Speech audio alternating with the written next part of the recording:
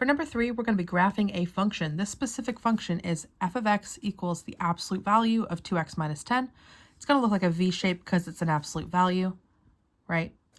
And you could apply your transformation rules, meaning you shrink it horizontally by 2, move it to the right however much. Like, you could apply that. Or if that is a bit far out of your skill range in terms of memorizing those transformation rules and applying them to a standard absolute value function, here's what you can do instead. You can make a chart with multiple different x values and then apply that and plot them to kind of come up with what this should look like.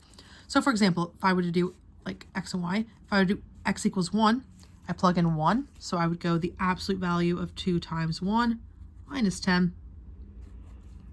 So 2 times 1 is 2, minus 10 is negative 8, and the absolute value of negative 8 is 8. So we would graph 1 and 8. So over 1, up 8. We can do that again for 2. Sorry, just making sure that's focused. So in this case, we plug in a 2 instead. We go 2 times 2 is 4. Minus 10 is negative 6. Absolute value of negative 6 is 6. So we go 2 and 6. Go for 3. 2 times 3 is 6. Minus 10 is negative 4. Absolute value of negative 4 is 4. You can kind of see what pattern it's coming up with. Whereas instead of going up 1, it's going up 2. 4. We go 2 times 4 is 8.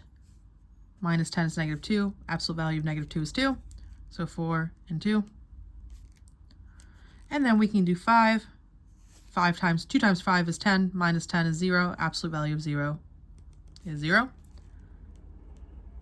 And you can make a fair assumption here. You can test it out for the next one. You can test it out for 6 if you must.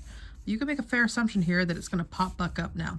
So if I plugged in a 6, 2 times 6 is 12. Minus 10 is 2. Absolute value of 2 is 2.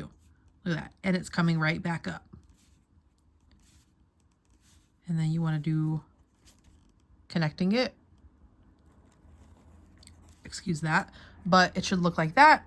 And that is your answer. Don't forget your arrows because it goes on forever in terms of your domain. And you're done.